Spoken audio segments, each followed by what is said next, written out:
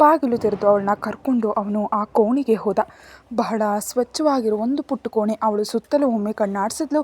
ಆದರೆ ಅವಳಿಗೆ ಗೋಡೆ ಮೇಲಿರೋ 4 ಚಿತ್ರಗಳನ್ನ ಬಿಟ್ಟು ಯಾವುದೇ ದೇವರ ಫೋಟೋ ಆಗಲಿ ಅಥವಾ ವಿಗ್ರಹ ಆಗಲಿ ಅಲ್ಲಿ ಕಾಣಿಸ್ಲಿಲ್ಲ. ಏನು ನೋಡ್ತಿದ್ಯಾ? ಅಲ್ಲ, ಇಲ್ಲಿ ದೇವ್ರ ಫೋಟೋ ಯಾವುದೂ ಇಲ್ವಲ್ಲ? ಯಾರು ಹೇಳಿದ್ರು ಇಲ್ಲ ಅಂತ? ಆ ಗೋಡೆ ಮೇಲಿರೋ 4 ಫೋಟೋ ನಿನಗೆ ಕಾಣಿಸ್ತಿಲ್ವಾ? ಅದೇ ಈ ವಿಕ್ರಮನ ದೇವರುಗಳು. ನನಗೆ ಜನ್ಮ ನೀಡಿದ ನನ್ನ ಅಪ್ಪ ಮತ್ತು ಅಮ್ಮ, ಆಮೇಲೆ ಈ ವಿಕ್ರಮ್ನನ್ನು ಇವತ್ತಿನ ಈ ಸ್ಥಿತಿಗೆ ತಂದ ನನ್ನ ರಾಮಪ್ಪ ಮತ್ತು ನೀಲು ಅಮ್ಮ, ಇವರೇ ನನ್ನ ದೇವರುಗಳು. ಅಲ್ಲದೆ ಕಲ್ಲಿನ ವಿಗ್ರಹದಲ್ಲಿ ಕೆತ್ತಿದ ಮೂರ್ತಿಗಳನ್ನ ನಾನು ಪೂಜಿಸಲ್ಲ. ನಿನಗೆ ಬೇಕಿದ್ದರೆ ಇಲ್ಲಿ ದೀಪ ಹಚ್ಬೋದು, ಪ್ರಾರ್ಥಿಸ್ಬೋದು. ಅದನ್ನು ಬಿಟ್ಟು ಹೊಸ್ತಿಲಲ್ಲಿ ದೀಪ ಹಚ್ಚಿ ಪ್ರಾರ್ಥಿಸ್ಬೇಕು ಅಂತ ಆ ಬಾಗಿಲ ಹತ್ರ ಹೋದರೆ ನೀನು ಕಾಲು ಮುರಿದು ಹಾಕ್ತೀನಿ, ಹೇಳ್ಬಿಟ್ಟಿದ್ದೀನಿ ಅಷ್ಟು ಹೇಳಿ ಅವನು ಅಲ್ಲಿಂದ ಹೊರಟು ಹೋದ. ದೀಕ್ಷಾ ಒಂದು ಕ್ಷಣ ಆ ಚಿತ್ರಗಳನ್ನ ನೋಡಿದ್ಲು, ಕಣ್ಣು ಮುಚ್ಚಿ ಪ್ರಾರ್ಥಿಸಿದ್ಲು. ಮನಸ್ಸಿನಲ್ಲಿ ತುಂಬಿಕೊಂಡಿದ್ದ ನೋವು ಕಣ್ಣೀರಿನ ಹನಿಗಳಾಗಿ ಹೊರಗೆ ಬಂದವು. ಅರಿಯದೆ ಕೈಗಳು ಕುತ್ತಿಗೆ ಗಂಟುಕೊಂಡಿದ್ದ ತಾಳಿ ಸರವನ್ನು ಬಿಗಿಯಾಗಿಡ್ಕೊಂಡವು. ಎಂದಿಗೂ ಬೇರೆಯಾಗದಂತೆ ಬೇಡ್ಕೊಳ್ಳುವ ಹಾಗೆ. ಸ್ವಲ್ಪ ಸಮಯ ಅಲ್ಲಿ ನಿಂತು ಪ್ರಾರ್ಥಿಸಿದ ನಂತರ ಅವಳು ಆ ಕೋಣೆಯಿಂದ ಹೊರಗೆ ಬಂದಳು. ಮನಸ್ಸಿನಲ್ಲಿ ಏನೋ ಭಾರವಾದಂತ ಅನ್ನಿಸ್ತು. ಅಮ್ಮನ ಜೊತೆ ಮಾತನಾಡಲು ಅವಳಿಗೆ ಬಹಳ ಆಸೆ ಅನ್ನಿಸ್ತು. ಈ ಜೈಲಿನಲ್ಲಿ ಕಳೆದು ಹೋಗೋದೇ ದೇವರೇ ನನ್ನ ಹಣೆ ಬರಹನ. ವಿಕ್ರಮ್ ಹಾಲಿನ ಸೋಫಾದಲ್ಲಿ ಕೂತು ಟಿವಿ ನೋಡ್ತಿದ್ದಾನೆ. ಆಗಲೇ ದೀಕ್ಷಾ ಅಲ್ಲಿಗೆ ಬಂದು ಮೇಜಿನ ಮೇಲೆ ಮೊದಲೇ ಕುಡಿದಿಟ್ಟಿದ್ದ ಚಹಾ ಕಪ್ ಮತ್ತು ತಟ್ಟೆಯನ್ನು ತೆಗೆದುಕೊಳ್ಳೋದಕ್ಕೆ ಅವಳು ಬಗ್ದಾಗ ಅವಳ ಧಾವಣಿ ಸ್ವಲ್ಪ ಸರಿದು ಅವಳ ಹೊಟ್ಟೆ ಮತ್ತು ಎದೆ ಭಾಗ ಸ್ವಲ್ಪ ಕಾಣಿಸ್ತು. ದೀಕ್ಷಾಳನ್ನು ನೋಡಿದ ವಿಕ್ರಮನ ಕಣ್ಣುಗಳು ತಕ್ಷಣ ಅವಳ ಬೆಳ್ಳಗಿನ ಹೊಟ್ಟೆ ಮೇಲೆ ಬಿದ್ದವು. ತಕ್ಷಣವೇ ಅವನು ಅವಳಿಂದ ನೋಟವನ್ನು ಬೇರೆಡೆಗೆ ಹರಿಸ್ದ. ಅವಳ ಅಡುಗೆ ಮನೆಗೆ ಹೋಗಿ ಅವನ್ನೆಲ್ಲ ತೊಳೆದು ಮತ್ತೆ ವಿಕ್ರಮನ ಹತ್ರ ಬಂದಳು. ಯಾಕಿಲ್ಲಿ ಬಂದು ನಿಂತಿದ್ಯಾ? ನನಗೆ ಅಮ್ಮನ ಜೊತೆ ಮಾತಾಡಬೇಕು. ನನ್ನ ಫೋನನ್ನು ಕೊಡಿ, ನನಗೆ ಈಗಲೇ ಮಾತಾಡಬೇಕು. ಅವಳು ಸಣ್ಣ ಮಗುವಿನಂತೆ ಅಳ್ತಾ ಹೇಳಿದ್ಲು. ಬಿಕ್ಕಿ ಬಿಕ್ಕಿ ಅಳ್ತಿದ್ದ ಅವಳನ್ನ ಬೈಯೋದಕ್ಕೆ ಅವನಿಗೆ ಮನಸ್ಸಾಗಲಿಲ್ಲ. ಅವನ ಫೋನ್ ಅವಳ ಕಡೆ ಚಾಚ್ತಾ, ನೋಡು 10 ನಿಮಿಷ, ಅದರೊಳಗೆ ಏನು ಮಾತಾಡಬೇಕು ಅಂದ್ಕೊಂಡಿದ್ಯೋ ಅದನ್ನು ಮಾತಾಡಿ ಫೋನ್ ಕಟ್ ಮಾಡಬೇಕು. ಆಮೇಲೆ ಇನ್ನೊಂದು ವಿಷಯ, ನಿನಗೆ ನಿನ್ನ ಅಮ್ಮನ ಜೊತೆ ಮಾತಾಡಲು ಮಾತ್ರ ಅನುಮತಿ ಇರೋದು, ಅರ್ಥ ಆಯ್ತಲ್ಲ? ಅವಳು ಫೋನ್ ಪಡೆದು ಅಮ್ಮನಿಗೆ ಫೋನ್ ಮಾಡಿದ್ಲು. ಮಗಳ ಧ್ವನಿ ಕೇಳಲು ಕಾಯ್ತಿದ್ದ ಆ ತಾಯಿಗೆ ಅದು ದೊಡ್ಡ ಸಮಾಧಾನವಾಗಿತ್ತು. ವಿಕ್ರಮ್ ಕೊಟ್ಟ 10 ನಿಮಿಷ ಅವಳು ಅಮ್ಮನ ಜೊತೆ ಮಾತಾಡಿದ್ಲು. ಸರಿಯಾಗಿ 10 ನಿಮಿಷ ಆದ ತಕ್ಷಣ ಅವನು ಅವಳಿಂದ ಫೋನ್ ಕಿತ್ಕೊಂಡು ಕಟ್ ಮಾಡ್ದ. ಅವಳಿಗೆ ಅವನ ಮೇಲೆ ವಿಪರೀತ ಕೋಪ ಬಂತು. ಸ್ವಂತ ಅಮ್ಮನ ಜೊತೆ ಮಾತಾಡೋದಕ್ಕೂ ಕೂಡ ಸಮಯ ನೋಡುವ ವಿಕ್ರಮ್ನನ್ನು ಅವಳಿಗೆ ಸಹಿಸ್ಕೊಳ್ಳೋದಕ್ಕಾಗ್ತಿರ್ಲಿಲ್ಲ. ನಿನಗೀಗ ಸಿಕ್ಕಿದ್ದೆ ನನ್ನ ಭಿಕ್ಷೆ. ನಿನ್ನ ಅಪ್ಪನ ಆ ಒಂದು ಕೆಟ್ಟ ಕೆಲಸದಿಂದಾಗಿ ನಾನು ನನ್ನ ಅಪ್ಪ ಅಮ್ಮನ ಪ್ರೀತಿಯನ್ನು ಅನುಭವಿಸೋ ಭಾಗ್ಯವನ್ನೇ ಕಳ್ಕೊಂಡೆ. ಅದಕ್ಕೆ ಇದು ಸಿಕ್ಕಿದ್ದೆ ನಿನ್ನ ಪುಣ್ಯ ಅಂತ ಸುಮ್ಮನಿರು. ಅದನ್ನು ಬಿಟ್ಟು ನನ್ನ ಮನಸ್ಸಿನಲ್ಲಿ ಶಪಿಸಿದ್ರೆ ನಿನಗೆ ಒಳ್ಳೆಯದಲ್ಲ ಅಂತ ಹೇಳಿ ಕೋಪದಲ್ಲಿ ಅವನು ಅಲ್ಲಿಂದ ಕೋಣೆಗೆ ಹೋದ. ಅಪ್ಪ ಅಮ್ಮ ಮಾಡಿದ ತಪ್ಪಿನ ಫಲ ಮಕ್ಕಳು ಅನುಭವಿಸ್ತಾರೆ ಅನ್ನೋದು ಎಷ್ಟು ನಿಜ. ನನ್ನ ಅಪ್ಪನಿಗಾಗಿ ಮನುಷ್ಯನ ಮುಂದೆ ಬಲಿಯಾಗೋದೇ ದೀಕ್ಷಾಳ ಹಣೆ ಬರಹ, ವಿಧಿ. ಹಾಗೆ ಸಮಾಧಾನ ಮಾಡ್ಕೊಳ್ಳೋಣ. ಒಂದು ನಿಟ್ಟುಸಿರಿನೊಂದಿಗೆ ಅವಳು ಆ ಸೋಫಾದಲ್ಲಿ ಕೂತ್ಲು. ದೀಕ್ಷಾ ಸೋಫಾದಲ್ಲಿ ಮಲಗಿ ಟಿವಿ ನೋಡ್ತಿದ್ದಾಗ ವಿಕ್ರಮ್ ಕೆಳಗೆ ಬಂದ. ಅವನು ನೋಡಿದಾಗ ಅವಳ ಧಾವಣಿ ಸರಿಯಾಗಿಲ್ಲದೆ ಇರೋದು ಕಾಣ್ತು. ಒಂದು ಕ್ಷಣ ಅವನ ನೋಟ ಅವಳ ಹೊಟ್ಟೆ ಕಡೆ ಹೋಯಿತು. ಅವಳ ಸುಂದರವಾದ ಮೈಬಣ್ಣ ಅವಳ ಹೊಟ್ಟೆಗೆ ಅಂದ ಕೊಡ್ತಾ ಇತ್ತು. ಅವನು ಅರಿಯದೆಯೇ ಅದನ್ನು ನೋಡ್ತಾ ನಿಂತ. ತಕ್ಷಣ ಏನೋ ನೆನಪಾದವನಂತೆ ದೃಷ್ಟಿ ಬದಲಿಸಿ ಕೋಪದಿಂದ ಅಲ್ಲಿಗೆ ಹೋದ. ವಿಕ್ರಮನ ಅರ್ಚಾಟ ಕೇಳಿ ತಕ್ಷಣ ದೀಕ್ಷಾ ಬೆಚ್ಚ ಬಿದ್ದು ಎದ್ದು ನಿಂತು ಭಯದಿಂದ ಅವನ್ನ ನೋಡಿದ್ಲು. ಏನಾಯಿತು? ಅವಳು ತುದುಳುತ್ತಾ ಅವನ್ನ ಕೇಳಿದ್ಲು. ನಿನಗೆ ಈ ಥರ ಮೈ ಪ್ರದರ್ಶನ ಮಾಡೋ ಬಟ್ಟೆ ಮಾತ್ರವೇ ಇದೆಯಾ ಹಾಕೊಳ್ಳೋದಕ್ಕೆ? ತಕ್ಷಣದ ಅವನ ಪ್ರಶ್ನೆ ಕೇಳಿ ಅವಳು ಆತಂಕಕ್ಕೊಳಗಾದ್ಲು. ಅವಳೇನೂ ಮಾತಾಡದೆ ತಲೆ ತಗ್ಸಿ ನಿಂತಳು. ಏನೇ, ನಾನು ಕೇಳಿದ್ದು ನೀನು ಕೇಳಿಸ್ಲಿಲ್ವಾ? ಅದು ಮನೆಯಲ್ಲಿ ದಾವಣಿ ಉಡೋದು ಅಪ್ಪನಿಗಿಷ್ಟ, ಅದಕ್ಕೆ ಹೆಚ್ಚಾಗಿ ದಾವಣಿಗಳೇ ನನ್ನ ಹತ್ರ ಇರೋದು. ಓಹೋ, ಅದಕ್ಕೇನೋ ಅವ್ರು ನೋಡಬೇಕಾದ್ದನ್ನೆಲ್ಲ ನೋಡೋದಕ್ಕೆ ಸಾಧ್ಯವಾಗೋದು. ವಿಕ್ರಮ್ ಅವರೇ, ತನ್ನ ಅಪ್ಪನ ಬಗ್ಗೆ ಬೇರೆ ಅರ್ಥದಲ್ಲಿ ಹೇಳಿದ್ದನ್ನು ದೀಕ್ಷಾಳಿಗೆ ಕೇಳೋದಕ್ಕೆ ಸಾಧ್ಯ ಆಗಲಿಲ್ಲ. ಅವಳು ಸಿಡಿದು ಬಿದ್ಲು. ನೀವೇನು ಹೇಳಿದ್ರಿ? ಛೀ, ಇಷ್ಟು ಕೆಳಮಟ್ಟದ ಮನುಷ್ಯನ ನೀವು? ಹೇಗನ್ನಿಸ್ತು ನಿಮಗೆ ಹೀಗೆ ಹೇಳೋದಕ್ಕೆ? ಅದು ನನ್ನಪ್ಪ ನನ್ನ ಬೇರೆ ಅರ್ಥದಲ್ಲಿ. ನಿಮ್ಮಂಥ ಒಬ್ಬ ನೀಚನಿಗೆ ಮಾತ್ರ ಹೀಗೆ ಹೇಳೋದಕ್ಕೆ ಸಾಧ್ಯ. ಹೇಳಿ ಮುಗಿಸೋ ಅಷ್ಟರಲ್ಲೇ ವಿಕ್ರಮನ ಕೈ ಮೇಲೆ ಎದ್ದು ಕೆಳಗಿಳಿತು. ದೀಕ್ಷಾ ಸೋಫಾ ಮೇಲೆ ಬಿದ್ದಲು. ವಿಕ್ರಮನ ಬಿಗಿದ ಮುಖ ಮತ್ತು ಕೋಪದಿಂದ ಕೆಂಪಾದ ಕಣ್ಣುಗಳನ್ನ ಕಂಡು ದೀಕ್ಷಾ ಅವನನ್ನು ಭಯದಿಂದ ನೋಡಿದ್ಲು. ಅವನು ಅವಳನ್ನ ಸೋಫಾದಿಂದ ಎಳೆದು ನಿಲ್ಲಿಸ್ದ. ಅವಳ ಕೆನ್ನೆಯನ್ನು ಬಿಗಿಯಾಗಿಡಿದು, ಈ ವಿಕ್ರಮ್ ನಿನ್ನ ಅಪ್ಪನ ಬಗ್ಗೆ ಹಾಗೆ ಹೇಳಿದಾನೆ ಅಂದರೆ ಅದಕ್ಕೆ ಸರಿಯಾದ ಕಾರಣ ಇದೆ. ಅದಿಲ್ಲದೆ ಶತ್ರು ಆಗಿದ್ರೂ ಕೂಡ ಒಬ್ಬರ ಬಗ್ಗೆ ಇಲ್ಲದೆ ಹೇಳಿ ಅವಮಾನಿಸಲು ನಾನು ಹಲವು ಅಪ್ಪಂದರಿಗೆ ಹುಟ್ಟಿದವನಲ್ಲ. ನಿನ್ನಪ್ಪನ ಅಸಲಿ ಬುದ್ಧಿಯನ್ನು ಕಣ್ಣಾರೆ ಕಂಡವನು ಈ ನಾನು. ನಿನಗೆ ಗೊತ್ತಾ, ಎಲ್ಲವನ್ನ ಕಳ್ಕೊಂಡು ನಿಂತ ಸ್ಥಿತಿಯಲ್ಲಿ ಒಮ್ಮೆ ಮನೆಯಲ್ಲಿ ಅಪ್ಪ ಇಲ್ದಿದ್ದಾಗ ಬಂದ ನಿನ್ನಪ್ಪ ಅಂದು ಅವನ ನಮ್ಮನ ಹತ್ರ ಕೇಳಿದ್ದು ಏನಂತ ಗೊತ್ತಾ ನಿನಗೆ? ನಮ್ಮ ಸಾಲಗಳನ್ನೆಲ್ಲ ತೀರಿಸಲು ಅವನು ಸಹಾಯ ಮಾಡ್ತಾನಂತೆ, ಬದಲಾಗಿ ನನ್ನಮ್ಮನ ಮೈ ಅವನಿಗೆ ಬೇಕಂತೆ. ಅಂದು ಅಮ್ಮನ ಕೈ ಅವನ ಮುಖದ ಮೇಲೆ ಬಿದ್ದಾಗ ಈ 10 ವರ್ಷದ ಹುಡುಗನಿಗೆ ಅವನು ಕೇಳಿದ್ರ ಅರ್ಥ ತಿಳಿದಿರಲಿಲ್ಲ. ಆದರೆ ಇವತ್ತಿನ ಈ ವಿಕ್ರಮ್ ಆಗಿದ್ರೆ ಅವನು ಅಂದು ಅಲ್ಲಿಂದ ಜೀವಂತವಾಗಿ ಹೋಗ್ತಿರ್ಲಿಲ್ಲ. ವಿಕ್ರಮ್ ಹೇಳಿದ್ನೆಲ್ಲ ಕೇಳಿ ದೀಕ್ಷಾ ಒಂದು ಕಲ್ಲಿನಂತೆ ನಿಂತು ಹೋದ್ಲು. ಅಳುತ್ತಾ ಕೋಣೆಗೆ ಓಡಿ ಮಂಚದ ಮೇಲೆ ಬಿದ್ದಾಗ ಅಲ್ಲಿವರೆಗೆ ತನ್ನ ಮನಸ್ಸಿನಲ್ಲಿದ್ದ ಅಪ್ಪನ ಚಿತ್ರಬಿಂಬ ಓಡೋದು ಹೋಗಿತ್ತು. ಇಷ್ಟು ಕಾಲ ಎಲ್ಲರ ಹತ್ರ ಹೆಮ್ಮೆಯಿಂದ ಹೇಳ್ಕೊಳ್ತಿದ್ಲು ಅಪ್ಪನೇ ತನ್ನ ಆದರ್ಶ ಅಂತ. ಆದರೆ ಅವಳು ಬಿಕ್ಕಿ ಬಿಕ್ಕಿ ಅಳೋದಕ್ಕೆ ಆರಂಭಿಸಿದ್ಲು. ಇದೇ ಸಮಯದಲ್ಲಿ ಹಾಲಿನ ಸೋಫಾದಲ್ಲಿ ತಲೆ ಮೇಲೆ ಕೈ ಇಟ್ಕೊಂಡು ತನ್ನನ್ನು ತಾನೇ ನೋಯಿಸ್ಕೊಳ್ತಿದ್ದ ವಿಕ್ರಮ್. ಅವಳನ್ನ ನೋಯಿಸೋದಕ್ಕೆ ಅವನಲ್ಲೂ ಎಲ್ಲೋ ಒಂದು ಕಡೆ ನೋವು ಕಾಣಿಸ್ಕೊಳ್ತು. ಅಳ್ತಾ ಅಳ್ತಾ ಅವಳು ಯಾವಾಗಲೂ ನಿದ್ದೆಗೆ ಜಾರದ್ಲು. ಎಚ್ಚರ ಆದಾಗ ತಲೆ ಬಹಳ ಭಾರವಾದಂತ ಅನ್ನಿಸ್ತು. 10ರಿಂದ ಇರಬಹುದು. ಗಡಿಯಾರದ ಕಡೆ ನೋಡಿದಾಗ ಸಮಯ 12 ಗಂಟೆ. ಅವಳು ಮೆಲ್ಲನೆ ಮಂಚದಿಂದ ಎದ್ದು ಕೆಳಗೆ ಹೋಗಲು ನೋಡಿದಾಗ ಬಾಲ್ಕನಿಯ ಬಾಗಿಲು ತಿರೋದಿರೋದು ಕಾಣ್ತು. ಅವಳು ಮೆಲ್ಲನೆ ಅಲ್ಲಿಗೆ ನಡೆದ್ಲು. ಅವಳು ಹೋದಾಗ ಅಲ್ಲಿರೋ ತೂಗು ಕುರ್ಚಿಯಲ್ಲಿ ಕೂತು ಸಿಗರೇಟ್ ಸೇತ್ತಿದ್ದ ವಿಕ್ರಮ್ನನ್ನ ಕಂಡ್ಳು. ಅವನ ಹತ್ರ ಹೋಗೋದಕ್ಕೆ ಭಯ ಆದರೂ ಅವಳು ಯಾವುದೋ ಒಂದು ಪ್ರೇರಣೆಯಿಂದ ಅವನ ಹತ್ರ ನಡೆದ್ಲು. ಪಕ್ಕದಲ್ಲಿ ಅವಳಿರೋ ವಿಷಯ ತಿಳಿದ ತಕ್ಷಣ ಅವಳನ್ನ ದಿಟ್ಟಿಸಿ ಒಮ್ಮೆ ನೋಡ್ದ. ಅವಳ 10 ಕೆಂಪಾದ ಕಣ್ಣುಗಳು ಮತ್ತು ಏಟು ಬಿದ್ದು ಊದ್ಕೊಂಡು ಕೆನ್ನೆಗಳನ್ನ ಕಂಡಾಗ ಅವನಿಗೆಲ್ಲೋ ಒಂದು ಕಡೆ ನೋವಾಯಿತು. ಆದರೆ ಅವನದನ್ನು ಅವಳಿಂದ ಮರೆಮಾಚಿ ಕೋಪದ ಮುಖವಾಡ ಧರಿಸ್ದ. ಅವನು ಒಂದು ಬಾರಿ ಈ ಹೊಗೆಯನ್ನು ಅವಳ ಮುಖಕ್ಕೆ ಊದ್ದ. ಅವಳಿಗೆ ಅದನ್ನು ಉಸಿರಾಡಿ ಏನೋ ಒಂಥರ ಅನ್ನಿಸ್ತು. ಅವಳ ಮುಖ ಸುಟ್ಟಗಾಗೋದನ್ನು ಕಂಡು ಅವನು ಅವಳನ್ನ ಎಳೆದು ತನ್ನ ಮಡಿಲ ಮೇಲೆ ಕೂರಿಸ್ಕೊಂಡ. ತಕ್ಷಣದ ಆ ಕೆಲಸದಿಂದ ಅವಳು ಬೆಚ್ಚಿ ಬಿದ್ಲು. ಅವನಿಂದ ಎದ್ದು ಹೋಗೋದಕ್ಕೆ ನೋಡುವಾಗ ಅವನ ಕೈಗಳು ಅವಳ ಸೊಂಟವನ್ನು ಬಿಗಿಯಾಗಿ ಹಿಡಿದ್ವು. ನೋವಾಗ್ತಿದೆ ವಿಕ್ರಮ್ ಅವರೇ, ಅವಳು ಕಣ್ಣೀರು ಹಾಕ್ತಾ ಹೇಳಿದ ತಕ್ಷಣ ಅವನ ಕೈಗಳನ್ನ ಸ್ವಲ್ಪ ಸಡಿಲಗೊಳಿಸ್ದ. ನನ್ನ ಕ್ಷಮಿಸಿ, ಅವಳು ಬಿಗ್ತಾ ಅವನ ಹತ್ರ ಹೇಳಿದ್ಲು. ನಾನು ವಿಷಯ ತಿಳಿದೆ ವಿಕ್ರಮ್ ಅವ್ರನ್ನ ನನ್ನ ಅಪ್ಪ ಅಂದು ನಿಮ್ಮ ಅಮ್ಮನ ಬಗ್ಗೆ ಕೆಟ್ಟದಾಗಿ ಮಾತಾಡಿದ್ದಕ್ಕೆ ನಾನು ಕ್ಷಮೆ ಕೇಳ್ತಿದ್ದೀನಿ ಅಷ್ಟೇ, ನನ್ನಿಂದ ಮಾಡೋದಕ್ಕೆ ಸಾಧ್ಯ ಅಂತ ಹೇಳಿ ಅವಳು ಜೋರಾಗಿ ಅಳೋದಕ್ಕೆ ಶುರು ಮಾಡಿದ್ಲು. ನಿಲ್ಲಿಸು ಮೊದಲು ಇನ್ನು ಈ ಮೊಸಳೆ ಕಣ್ಣೀರು.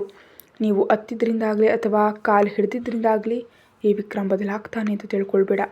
ನಿನ್ನವರ ಸರ್ವನಾಶ ಅದು ನನ್ನ ಕೈಯಿಂದಲೇ ಆಗೋದು ನೋಡು ಅಂತ ಹೇಳಿ ಕೋಪದಲ್ಲಿ ಅವನು ಕೋಣೆ ಒಳಗೆ ಹೋದ. ಊಟ? ದೀಕ್ಷಾಳ ಕರೆಯನ್ನು ಕೇಳಿ ಕಣ್ಣಿನ ಮೇಲಿಟ್ಟಿದ್ದ ಕೈಗಳನ್ನ ಸರಿಸಿ ಅವಳನ್ನ ಮತ್ತು ಗಡಿಯಾರವನ್ನು ನೋಡ್ದ. ನನಗೆ ಊಟ ಬೇಕು ಅಂತ ಹೇಳಿದ್ನಾ? ಅದು ಈ 1 ಗಂಟೆಗೆ ಹೇಳಲಿಲ್ಲ. ಆದರೆ ನನ್ನ ಕಾರಣದಿಂದ ಏನು ತಿಂದೆ ಮಲಗಿದ್ರೆ ನನಗೆ ಸಮಾಧಾನ ಇರೋದಿಲ್ಲ. ಅದಕ್ಕೆ ನನ್ನ ಮೇಲಿರೋ ದ್ವೇಷವನ್ನು ನನ್ನ ಮೇಲೆ ತೋರಿಸ್ಬೇಡಿ ವಿಕ್ರಮ್ ಅವರೇ, ಪ್ಲೀಸ್. ಯಾಕೋ ಅವಳನ್ನ ನಿರಾಕರಿಸಲು ಆ ಸಮಯದಲ್ಲಿ ಅವನಿಗೆ ಮನಸ್ಸಾಗಲಿಲ್ಲ. ಎದ್ದು ಹೋಗಿ ಕೈ ತೊಳೆದು ಬಂದು ಅವನು ಅದನ್ನು ತಿನ್ನೋದಕ್ಕೆ ಶುರು ಮಾಡ್ದ. ಅವನು ತಿನ್ನೋದನ್ನು ಅವಳು ನೋಡ್ತಾ ನಿಂತಳು. ಅವನು ನೋಡಿದಾಗ ತನ್ನನ್ನೇ ನೋಡ್ತಾ ನಿಂತಿರೋ ದೀಕ್ಷಾಳನ್ನು ಕಂಡ. ಏನೇ ಬಾಯಿ ತೆರೆದು ನೋಡ್ತಾ ನಿಂತಿದ್ಯಾ? ಏನಿಲ್ಲ ಅಂತ ಅವಳು ಹೇಗಲು ಉಣಿಸಿದ್ಲು. ನೀನು ತಿಂದಿದ್ಯಾ? ಅವನಿಂದ ಅಂತಹ ಒಂದು ಪ್ರಶ್ನೆ ಕೇಳಿದಾಗ ಏನೋ ಒಂದು ಸಂತೋಷವಾಯಿತು ಅವಳಿಗೆ. ಮತ್ತೆ ಏನು ನೋಡ್ತಾ ನಿಂತೀಯಾ, ಈ ಕಡೆ ಬಾ. ಅವನಿಗೆ ಕರೆದ ತಕ್ಷಣ ಅವಳು ಅವನ ಪಕ್ಕದಲ್ಲಿ ಕೂತ್ಲು. ಒಂದು ತುಂಡು ಚಪಾತಿಯನ್ನು ಸಾರಿನಲ್ಲದ್ದಿ ಅವಳ ಕಡೆ ಚಾಚಿದಾಗ ಅವಳು ಅವನನ್ನು ಆಶ್ಚರ್ಯದಿಂದ ನೋಡಿದ್ಲು. ಒಂದು ಕ್ಷಣ ತಾನು ಕನಸು ಕಾಣ್ತಿದ್ದೇನೆ ಅಂತ ಅವಳು ಯೋಚಿಸಿದ್ಲು. ಏನು ಕನಸು ಕಾಣ್ತಾ ಇದೆಯಾ? ತಿನ್ನೆ ಮೊದಲು. ಕೋಪದಿಂದಲೇ ಅವನು ಹೇಳಿದ್ದನ್ನು ಕೇಳಿ ಬೇಗ ಬಾಯಿ ತೆರೆದು ಅವನಿಂದ ಅದನ್ನು ಪಡೆದು ತಿಂದಳು. ಅರ್ಥ ಆಗ್ತಿಲ್ಲ ವಿಕ್ರಮ್, ನೀವು ಕ್ರೂರಿಯಾಗಿದ್ದರೂ ಯಾರ ಮುಂದೆಯೂ ತೋರಿಸ್ಕೊಳ್ಳೋದ ಒಂದು ಮನಸ್ಸು ನಿಮ್ಮಲ್ಲಿದೆ. ಗೊತ್ತಿಲ್ಲ ಆ ಮನಸ್ಸನ್ನು ದೀಕ್ಷಾ ಪ್ರೀತಿಸೋದಕ್ಕೆ ಶುರು ಮಾಡಿದಳೆ ಎಂಬ ಒಂದು ಸಂಶಯ. ಪಾತ್ರೆಗಳನ್ನೆಲ್ಲ ತೊಳೆದಿಟ್ಟು ಮೇಲೆ ಮೆಟ್ಟಿಲು ಹತ್ತುವಾಗ ಮನಸ್ಸಿನಲ್ಲಿ ಪೂರ್ತಿ ಈ ಆಲೋಚನೆಯೇ ಇತ್ತು. ನೆಲದ ಮೇಲೆ ಚಾಪಿ ಹಾಸಿ ಮಲಗೋದಕ್ಕೆ ಶುರು ಮಾಡಿದಾಗ, ಏಯ್ ಇಲ್ಲಿ ಬಂದು ಮಲಗು, ನಿನಗೆ ದಯೆ ತೋರಿಸಿ ಏನೂ ಇಲ್ಲ, ನನ್ನ ಭಿಕ್ಷೆ ಅಂತ ಅಂದ್ಕೋ ಅಷ್ಟೇ ಅಂತ ಹೇಳಿ ಅವನು ತಿರುಗಿ ಮಲಗ್ದ. ತುಟಿಯಲ್ಲಿ ಒಂದು ಸಣ್ಣ ನಗು ಮೂಡಿಸಿ ಆ ಮಂಚದ ಒಂದು ಭಾಗದಲ್ಲಿ ಅವಳು ಮಲಗಿದ್ಲು. ಇವತ್ತು ಈ ಮಂಚದಲ್ಲಿ ನನಗೊಂದು ಸ್ಥಾನ ನೀಡಿದ್ದೀರಿ ಅಂದರೆ ನಾಳೆ ಆ ಮನಸ್ಸಿನಲ್ಲೂ ನನಗೊಂದು ಸ್ಥಾನ ಸಿಗುತ್ತೆ ವಿಕ್ರಮ್ ಅವರೇ. ನನಗೆ ಈ ರಾಕ್ಷಸ ವಿಕ್ರಮ್ ಮೇಲೆ ಪ್ರೀತಿ ಶುರುವಾಗಿದೆ. ಏನೇನೋ ಆಲೋಚಿಸ್ತಾ ಅವಳು ನಿದ್ದೆಗೆ ಜಾರದ್ಲು. ಕತ್ತಲೆಯ ದಾರಿಯಲ್ಲಿ ಯಾರೋ ತನ್ನನ್ನು ತಳ್ಕೊಂಡು ಹೋಗ್ತಿದ್ದಾರೆ. ಹೆದರಿಸೋ ಸದ್ದುಗಳು ಸುತ್ತಲೂ ಕೇಳ್ತಿವೆ. ಮುಂದೆ ಹಿಡಿಬಿಚ್ಚಿ ನಿಂತಿರೋ ಸರ್ಪ ಅದು ತನ್ನ ಕಡೆ ಬರ್ತಿದೆ. ಸರ್ವಶಕ್ತಿಯನ್ನು ಉಪಯೋಗಿಸಿ ಓಡ್ತಿದ್ದಾಳೆ. ಕಾಲುಗಳು ಸೋಲ್ತಿವೆ. ಶಕ್ತಿ ಅಡಗಿ ನೆಲಕ್ಕೆ ಬೀಳುವಷ್ಟರಲ್ಲಿ ವಿಷವನ್ನು ಉಗುಳುತ್ತಾ ಆ ಸರ್ಪ ಅವಳ ಮೇಲೆ ಅಮ್ಮೋ ಅಂತ ಕಿರುಚಾಟದೊಂದಿಗೆ ದೀಕ್ಷಾ ಬೆಚ್ಚಿ ಎದ್ಲು. ಅವಳ ಕಿರುಚಾಟ ಕೇಳಿ ವಿಕ್ರಮ್ ಕೂಡ ಎದ್ದ. ನೋಡಿದಾಗ ಬೆವರಿನಲ್ಲಿ ನೆನೆದು ಕೂತಿರೋ ದೀಕ್ಷಾಳನ್ನು ಕಂಡ. ಏನಾಯ್ತೇ? ಹಾವು ವಿಷ, ನನ್ನ ಹಾವು. ಏನೇ ಹಾವು? ಇಲ್ಲೊಂದು ಗಿಡನೂ ಇಲ್ಲ. ಯಾವುದೋ ಕನ್ಸ್ಕೊಂಡು ಹೀಗೆ ಕಿರ್ಚಾಡ್ತಿದ್ಯಾ? ಮನುಷ್ಯ ನಿದ್ದೆ ಹೋಯ್ತು. ಯಾವ ಸಮಯದಲ್ಲಿ ಅವಳನ್ನ ಮಂಚದ ಮೇಲೆ ಮಲಗಿಸ್ಬೇಕು ಅನ್ನಿಸ್ತೋ ನನಗೆ. ಅವನೇನೇನು ಹೇಳ್ತಿದ್ರು ದೀಕ್ಷಾ ತಾನು ಕಂಡ ಕನಸಿನಲ್ಲೇ ಸಿಲುಕೊಂಡಿದ್ಲು. ಏನೇ ಒಂದೊಂದೇ ಆಲೋಚಿಸ್ತಾ ಕೂರ್ದೆ, ಮಲ್ಗೋದಕ್ಕೆ ನೋಡು. ಮಲಗಿದ್ರೂ ಅವಳಿಗೆ ನಿದ್ದೆ ಬರಲಿಲ್ಲ, ಪೂರ್ತಿ ಭಯ. ಅವಳು ತಿರುಗಿ ಮಲಗಿದಾಗ ತನ್ನನ್ನೇ ನೋಡ್ತಾ ಮಲಗಿರೋ ವಿಕ್ರಮ್ನನ್ನು ಕಂಡ್ಳು. ಅವಳ ಅಗತ್ಯವನ್ನು ಅರ್ಥ ಮಾಡಿಕೊಂಡವನಂತೆ ಅವನು ಅವಳನ್ನು ತನ್ನ ಹತ್ರ ಕೇಳ್ಕೊಂಡ. ಒಂದು ಕ್ಷಣ ಅವಳು ಗಾಬರಿ ಆದರೂ ತನಗೆ ಈಗ ಹೊರಗಲು ಆ ಎದೆ ಬೇಕು ಅಂತ ಅನಿಸಿ ಅವಳು ಅವನ ಎದೆ ಮೇಲೆ ಹೊರಕೊಂಡ್ಳು. ತನ್ನೆದೆಗೆ ಅಂಟ್ಕೊಂಡು ಅವಳ ಮೇಲೆ ಅವನಿಗೆ ಒಂದು ಪ್ರೀತಿ ಅನ್ನಿಸ್ತು. ಅವನು ಮೃದುವಾಗಿ ಅವಳ ತಲೆಯನ್ನು ಸವರ್ದ. ಅವನ ಎದೆಯ ಸುರಕ್ಷತೆಯಲ್ಲಿ ಅವಳು ಶಾಂತವಾಗಿ ನಿದ್ದೆ ಮಾಡಿದ್ಲು. ಅವನು ಕೂಡ ಯಾವಾಗಲೂ ನಿದ್ದೆಗೆ ಜಾರ್ದ. ಬೆಳಿಗ್ಗೆ ಕಣ್ಣು ತೆರೆದು ನೋಡಿದಾಗ ತನ್ನ ಎದೆ ಮೇಲೆ ಬೆಕ್ಕಿನ ಮರಿಯಂತೆ ಮಲಗಿರೋಳನ್ನು ಕಂಡು ಅವನು ಒಂದು ಕ್ಷಣ ಅವಳನ್ನ ಕಣ್ಣು ಮಿಟುಕಿಸ್ದೆ ನೋಡ್ತಾ ಮಲಗ್ದ. ನಿನ್ನ ಈ ಮುಗ್ಧ ಮುಖ ನೋಡುವಾಗ ನಂಗೆ ನನ್ನ ಕೋಪವೇ ಮರೆತು ಹೋಗುತ್ತೆ. ಯಾವುದೋ ಒಂದು ಆಕರ್ಷಣೆ ನಿನ್ನ ಕಣ್ಣುಗಳಲ್ಲಿ ನಾನು ಸೋತು ಹೋಗ್ತಿದ್ದೀನಿ ಹುಡುಗಿ. ಗೊತ್ತಿಲ್ಲ ನಿನಗೂ ನನಗೂ ಏನು ಸಂಬಂಧ ಅಂತ. ಏನೋ ಯೋಚಿಸ್ತಾ ಮಲಗಿದ್ದವನಿಗೆ ತಕ್ಷಣ ಪ್ರಜ್ಞೆ ಬಂತು. ಬೇಡ ಬೇಡ, ನೀನು ನನ್ನ ಶತ್ರು ಮಾತ್ರ ದೀಕ್ಷಾ. ಅದರ ಹೊರತಾಗಿ ವಿಕ್ರಮ್ ನೀನು ಯಾರೂ ಅಲ್ಲ, ಯಾರು ಆಗೋದೂ ಇಲ್ಲ. ಅದರ ಫಲವಾಗಿ ಅವಳ ಕೈಗಳು ಅವಳ ಸೊಂಟದ ಮೇಲೆ ಬಿಗಿಯಾದವು. ನೋವಿನಿಂದ ಅವಳು ಬೆಚ್ಚಿ ಎದ್ಲು. ವಿಕ್ರಮ್ ಅವ್ರಿಗೆ ನೋವಾಗ್ತಿದೆ, ಪ್ಲೀಸ್. ಆಗಲೇ ಅವನು ಏನು ಮಾಡಿದೆ ಅಂತ ಅವನಿಗೆ ಅರಿವಾಯಿತು. ತಕ್ಷಣ ಅವಳಿಂದ ಕೈಗಳನ್ನ ತೆಗೆದುಕೊಂಡು ಕೋಪದಿಂದ ಎದ್ದು ಟವೆಲ್ ಹಿಡಿದು ಸ್ನಾನದ ಮನೆಗೆ ಹೋಗಿ ಬಾಗಿಲನ್ನ ಜೋರಾಗಿ ಹಾಕ್ತ. ಇದೇನು ಜೀವನ ದೇವ್ರೆ, ಬೆಳಗಾಗುವಾಗಲೇ ರಾಕ್ಷಸ ನನ್ನ ಸೊಂಟ ನೋವಾಗ್ತಿದೆ. ಯಾತಕ್ಕಾಗಿ ಹೀಗೊಂದು ಕೋಪ? ಬಹುಶಃ ನನ್ನ ಅಪ್ಪನನ್ನು ಕನ್ಸ್ಕೊಂಡಿರ್ಬೋದು, ಅದಕ್ಕೆ ನನ್ನ ಮೇಲೆ ತೀರಿಸ್ಕೊಂಡ್ರು ನನ್ನಪ್ಪ. ಆದರೂ ನೀವು ಎಂಥ ಒಬ್ಬ ವಿಲನ್ ಆಗಿದ್ರಿ ಅಂತ ತಿಳಿಯೋದಕ್ಕೆ ನಾನು ತಡ ಮಾಡಿದೆ. ಅದಕ್ಕೆ ನಿಮಗೊಂದು ಸರಿಯಾದ ಪಾಠ ಕಲಿಸ್ತೀನಿ ನೋಡಿ. ಏನೇನೋ ಯೋಚಿಸಿ ಎದ್ದು ನೋಡುವಾಗ ಸ್ನಾನದ ಮನೆ ಬಾಗಿಲಿಗೆ ಹೊರಗೆ ಕೈ ಕಟ್ಕೊಂಡು ತನ್ನ ನೋಡ್ತಿರೋ ವಿಕ್ರಮ್ನನ್ನು ಕಂಡ್ಳು.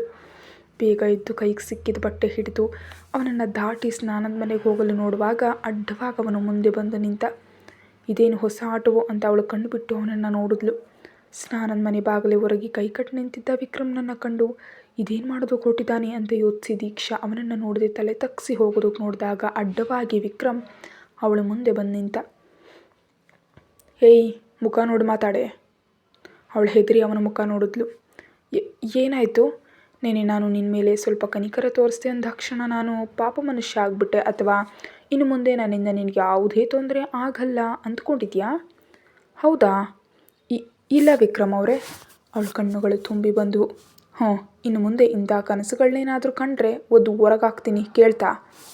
ಹಾಗಾದರೆ ಬಾಯಿ ನೋಡ್ತಾ ನಿಲ್ಲದೆ ಹೋಗಿ ಸ್ನಾನ ಮಾಡು ಅಂತ ಹೇಳಿ ವಿಕ್ರಮ್ ಕೆಳಗೆ ಹೋದ. ಇದೇನು ಪ್ರಾಣಿ ದೇವ್ರೆ, ಇವ್ರು ನಿಜವಾಗಿಯೂ ಏನು ಇನ್ಯಾವುದಾದ್ರೂ ಸೈಕೋನಾ? ಆ ಬುದ್ಧಿ ನೋಡಿದ್ರೆ ಸೈಕೋ ಆಗಿರಲಿಕ್ಕೆ ಸಾಧ್ಯ. ಹಾಗೆ ಒಂದೊಂದಾಗಿ ಯೋಚಿಸ್ತಾ ಸ್ನಾನ ಮಾಡಿ ಫ್ರೆಶ್ ಆಗಿ ಕೆಳಗೆ ಬಂದು ಬೇಗ ಅಡುಗೆ ಮನೆಗೆ ಹೋಗಿ ಕಾಫಿ ಮತ್ತು ತಿಂಡಿ ತಯಾರಿಸಿ ಮೇಜಿನ ಮೇಲಿಟ್ಲು. ಅಷ್ಟೆಲ್ಲ ವಿಕ್ರಮ್ ಬಂದಿದ್ದ. ಇವತ್ತು ಉಪ್ಪಿಟ್ಟು ಮಾಡಿದ್ದೀನಿ. ವಿಕ್ರಮ್ ಅವರು ಹೋಗಲು ರೆಡಿ ಆಗ್ತಿರೋದನ್ನು ಕಂಡು ಬೇಗ ಮಾಡೋದು ಸಾಧ್ಯವಿತ್ತು ಉಪ್ಪಿಟ್ಟು ಮಾತ್ರ. ಅದಕ್ಕೆ ನಾನು ನಿಲ್ಸೆ, ನೀನು ಉಪ್ಪಿಟ್ಟು ಮಾಡಿದ್ದಕ್ಕೆ ನಿನ್ನ ಭಾಷಣ ಪೂರ್ತಿ ನಾನು ಕೇಳಬೇಕಾ? ಅಷ್ಟಕ್ಕೂ ನನಗೆ ಕೇಳಿದ್ದ ನಿನ್ನ ಹತ್ರ ಯಾಕೆ ಉಪ್ಪಿಟ್ಟು ಮಾಡಿದೆ ಅಂತ? ಇಲ್ವಲ್ಲ. ಅದು ವಿಕ್ರಮ್ ಅವ್ರಿಗೆ ಉಪ್ಪಿಟ್ಟು ಇಷ್ಟ ಆಗದಿದ್ದರೆ ಏನು ಮಾಡೋದು ಅಂತ ಯೋಚಿಸ್ದೆ.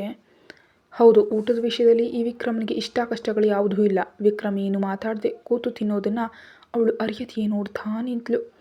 ವಿಕ್ರಮ್ ಆಫೀಸ್ಗೆ ಹೊರಡಲು ನೋಡುವಾಗ ದೀಕ್ಷಾಳ ಮುಖ ಸಪ್ಪಗಿರೋದು ಅವನಿಗೆ ಕಾಣ್ತು. ಏನು, ನಿನಗೇನಾದರೂ ತೊಂದರೆ ಇದೆಯಾ? ಇಲ್ಲ, ನಾನು ಫೋನ್ ಕೊಡ್ತೀರಾ? ವಿಕ್ರಮ್ ಅವರು ಬರೋವರೆಗೆ ನನಗೆ ಬೇಸರ ಆಗಿ ಸತ್ತು ಹೋಗ್ತೀನಿ.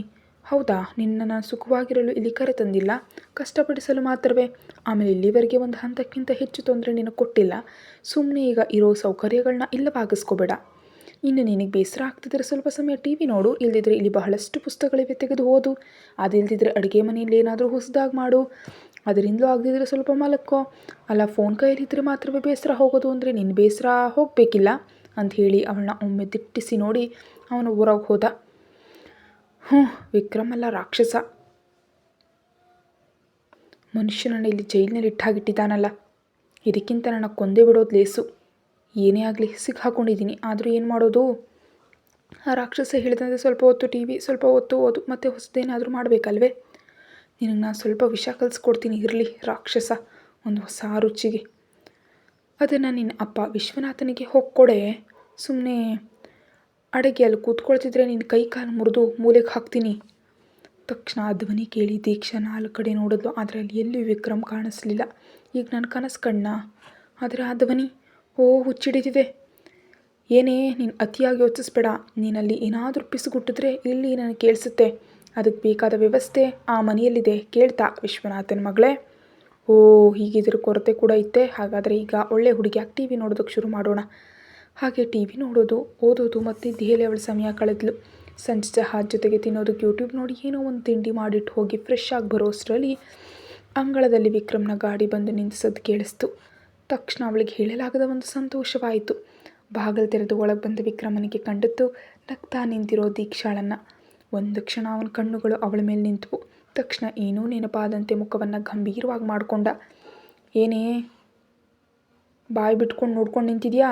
ಈ ಬ್ಯಾಗ್ ರೂಮ್ ತೆಗೆದುಕೊಂಡು ಹೋಗಿಡು. ಅವಳವನಿಂದ ಬ್ಯಾಗ್ ಪಡೆದು ರೂಮಿನ ಕಡೆ ನಡೆದ್ಲು. ಅವಳ ಪ್ರತಿಯೊಂದು ನಡವಳಿಕೆಯನ್ನು ಗಮನಿಸ್ತಾ ಅವಳ ಹಿಂದೆ ವಿಕ್ರಮ್ ನಡೆದ. ಈ ಬ್ಯಾಗ್ನಲ್ಲಿ ಏನಿದೆ? ಕಲ್ಲು ಅಥವಾ ಏನಾದರೂ ಇದೆಯೇ? ಎಷ್ಟೊಂದು ತೂಕ ಇದೆ ಅಂತ ಹೇಳಿ ತಿರುಗುವಾಗ ಹಿಂದೆ ನಿಂತಿರೋ ವಿಕ್ರಮ್ನನ್ನು ಕಂಡು, ವಿಕ್ರಮ್ ಅವರೇ, ಯಾವಾಗ ಬಂದ್ರಿ? ನಾನು ಬಂದು 35 ವರ್ಷ ಆಯಿತು. ಅತಿಯಾಗಿ ನಾಟಕ ಮಾಡಬೇಡ. ಆಮೇಲೆ ವಿಕ್ರಮ್ ಅವರೇ, ಒಂದು ತೋರಿಸ್ಬೇಕಿತ್ತು, ಬನ್ನಿ. ಅವಳವನನ್ನು ಕರ್ಕೊಂಡು ಬಾಲ್ಕನಿಗೆ ನಡೆದ್ಲು. ಅಲ್ಲಿ ಒಂದು ಪುಟ್ಟ ಪಂಜರದಲ್ಲಿ ಒಂದು ಹಕ್ಕಿ ಇತ್ತು. ಇದು ಎಲ್ಲಿಂದ ಬಂತು ಹಕ್ಕಿ? ಬೆಳಗ್ಗೆ ನಾನು ಬಾಲ್ಕನಿಗೆ ಬಂದಾಗ ಇಲ್ಲಿ ಬಿದ್ದಿರೋದನ್ನು ಕಂಡೆ. ಅದರ ಕಾಲಿಗೆ ಸಣ್ಣ ಗಾಯ ಆಗಿತ್ತು. ನಾನು ಅದಕ್ಕೆ ಮದ್ದು ಹಚ್ಚಿ ಪಂಜರದಲ್ಲಿ ಹಾಕಿದೆ. ವಿಕ್ರಮ್ ಬೇಗ ಪಂಜರ ತೆರೆದು ಆ ಹಕ್ಕಿಯನ್ನು ಕೈಗೆ ತೆಗೆದುಕೊಂಡ. ಅದರ ಗಾಯ ಸ್ವಲ್ಪ ವಾಸಿಯಾಗಿದೆ ಅಂತ ಅನಿಸಿದ ತಕ್ಷಣ ಅವನು ಅದನ್ನು ಆಕಾಶಕ್ಕೆ ಹಾರಿಸ್ಬಿಟ್ಟ. ಅಯ್ಯೋ, ಯಾಕೆ ವಿಕ್ರಮ್ ಅವರು ಹಾರಿಸ್ಬಿಟ್ರಿ? ಬಹಳ ಒಳ್ಳೆಯ ಹಕ್ಕಿ ಆಗಿತ್ತು. ಅದಕ್ಕೆ ಹಾರಾಡಲು ವಿಶಾಲವಾದ ಆಕಾಶ ಇದೆ. ಅದನ್ನು ಹಿಡಿದು ನೀನು ಪಂಜರದಲ್ಲಿ ಹಾಕಿ ಮೊಟ್ಟೆ ಮತ್ತು ಹಾಲು ಕೊಟ್ಟರು ಅದಕ್ಕೆ ಸಂತೋಷ ಆಗೋದಿಲ್ಲ. ಓಹ್, ಅಕ್ಕಿ ಮೇಲೆ ಎಂಥದೆಯೇ? ಹೀಗೆ ಹೇಳಿದ ಈ ಮಾತು ನನ್ನ ವಿಷಯದಲ್ಲಿ ಇಲ್ವಲ್ಲ. ಒಂದು ರೀತಿಯಲ್ಲಿ ನನ್ನನ್ನು ಇಲ್ಲಿ ಪಂಜರದಲ್ಲಿ ಹಾಕಿದ್ದಾನಲ್ಲ. ಅವಳು ಗೊಣಗದ್ಲು.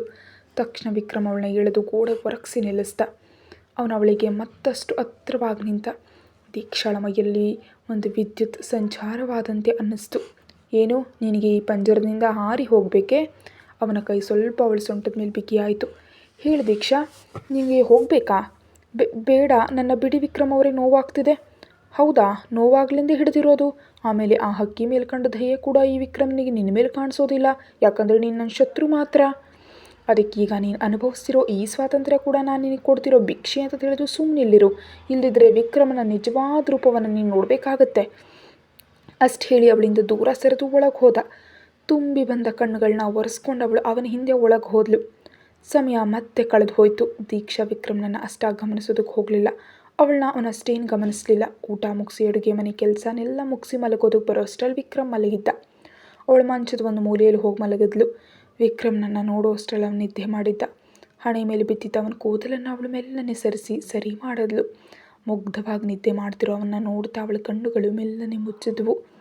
ಹಾಗಾದರೆ ಬನ್ನಿ ಮಕ್ಕಳೇ, ನಾವೀಗ ಒಂದು ಪ್ರಯಾಣ ಮಾಡೋಣ ದೀಕ್ಷಾ ಮತ್ತು ವಿಕ್ರಮನ್ ಜೊತೆ. ನಮ್ಮ ದೀಕ್ಷಾ ಕನಸು ಕಾಣೋಳಾಗಿದ್ದು ನನ್ನ ತಪ್ಪೆ. ಈ ಬಾರಿ ದೀಕ್ಷಾಳ ಕನಸು ಏನೆಂದು ನಾವೊಮ್ಮೆ ನೋಡೋಣ. 1, 2, 3.